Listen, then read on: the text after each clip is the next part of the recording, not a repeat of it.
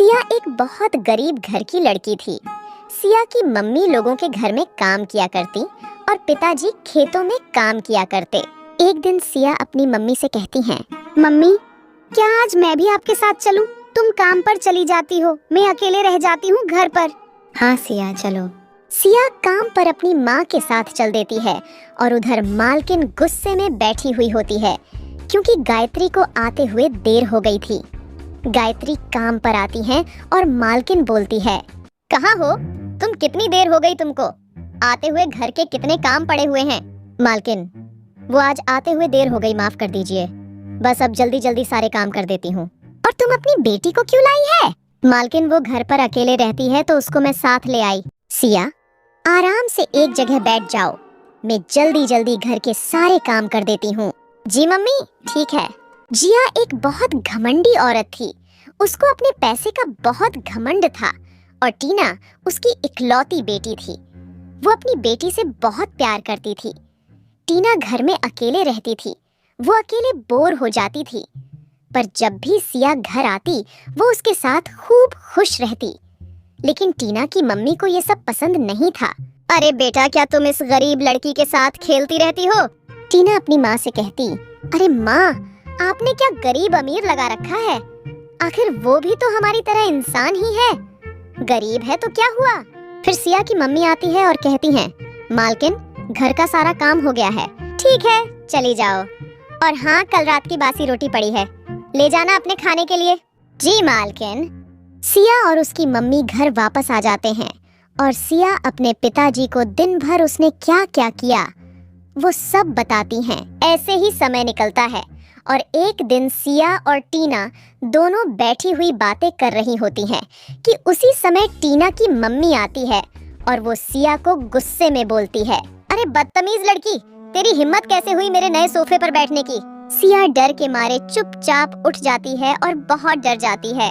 और इतनी देर में टीना कुछ बोलती सिया की मम्मी वहाँ आ जाती है और बोलती है, मालकिन माफ कर दीजिए, ये अभी बच्ची है, उसको कुछ पता नहीं है। बच्ची है तो कुछ भी करेगी क्या? तुमको कितनी बार बोला है अपनी बेटी को घर छोड़कर आया करो, तुमको समझ नहीं आता है क्या? माफ कर दीजिए मालकिन, लेकिन मैं अपनी बच्ची को घर छोड़कर नहीं आ सकती हूँ। इसके पिताजी सवेरे ही खेत पर चले जाते हैं, घर पर कोई नहीं होता है, मैं अपनी बेटी को नहीं छोड़कर आ सकती। उसकी माँ का जवाब देना टीना की मम्मी को अच्छा नहीं लगा और उसने गुस्से में कहा, ठीक है फिर तुम भी घर पर ही रहो, कोई जरूरत नहीं है कल से आने की, तुम्हारे जैसी बहुत काम वाली मिल जाएगी, निकलो मेरे घर से इसी समय। मम्मी आप क्या बोल रही हैं? आप आंटी को सिर्फ इसलिए काम से निकाल रही है क्योंकि सिया सोफे पर बैठ गई थी। What wrong with you? Mom देखना एक दिन आपका घमंड जरूर टूट जाएगा, आप ये सब सही नहीं कर रही हो। टीना तुम चुप हो जाओ, तुमको क्या मतलब है हम बड़ों के बीच में बोलने का? चुपचाप अपने रूम में जाओ। सिया और उसकी मम्मी वहाँ से चले जाते हैं। पापा मम्मी को ऐसे नहीं करना चाहिए था, गरीब हैं तो क्या हुआ, वो भी इंसान ही है हमारी तरह।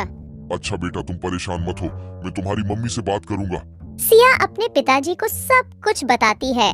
सिया के पिताजी कहते हैं, बेटा तुम अभी बच्ची हो, कोई बात नहीं है, सब लोग अच्छे होते हैं, बस सभी की सोच हमसे अलग होती है। अरे मैडम तुमने काम वालियों को बस इसलिए काम से निकाल दिया क्योंकि वो अपनी बेटी को लाती थी और उसकी बेटी टीना के साथ खेला करती थी। अरे आप तो कुछ नहीं बोलो जी, आपको को सारी दुनिया अच्छी लगती है, मुझे अच्छे से पता है ये लोग बस मासूम बनकर दिखाते हैं, होते नहीं हैं।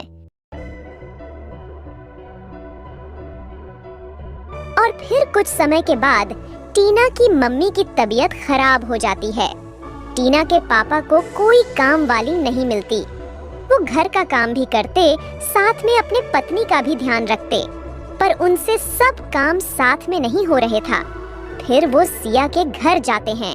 मैं आपसे माफी मांगने आया हूँ, मेरी पत्नी की गलती माफ कर दीजिए, उसकी तबीयत ठीक नहीं है, हमको आपकी जरूरत है, आप दोबारा हमारे घर में काम कर लीजिए। मालिक मेरी बीवी वहाँ काम कर लेगी, पर तब तक जब तक मालकिन ठीक नहीं हो जाती है, क्योंकि टीना बिटिया बहुत छोटी है और मालकिन के ठीक हो जाने के बाद काम नहीं करेगी। हम लोग गरीब ज़रूर हैं पर हमारी भी इज्जत है, ठीक है, तुम्हारा बहुत बहुत धन्यवाद। फिर सिया की मम्मी काम शुरू कर देती है। वो बहुत मन लगाकर घर के सारे काम किया करती, साथ ही साथ मालकिन के साथ बातें भी करती। धीरे धीरे टीना की मम्मी ठीक होने लगती है। टीना की मम्मी सोचती है, मैंने इस बेचारी के साथ कितना गलत किया, पर फिर भी मेरे दुख में इसने मेरा कितना किया है। मैं तो माफी के लायक भी नहीं हूँ। मालकिन, अब तो आप ठीक हो गई है, अब मैं चलती हूँ। अगर कोई जरूरत होगी तो बताना आप। अरे हो सके तो मुझे माफ कर देना। मैंने अपने घमंड में तुमको और तुम्हारी बेटी को बहुत बहुत कुछ बोला है। मुझे माफ कर दो और तुम काम छोड़ के नहीं जाओगी। तुम यही काम करोगी और टीना और सिया भी साथ साथ खेलेगी। लेकिन मालकिन, मैं आपसे नाराज नहीं हूँ, आप मुझसे माफी मत मांगो। अगर नाराज नहीं हो तो बोलो, यही काम करोगी? जी मालकिन। इसके बाद वो वही काम करती है और टीना और सिया भी खूब साथ में खुश रहती।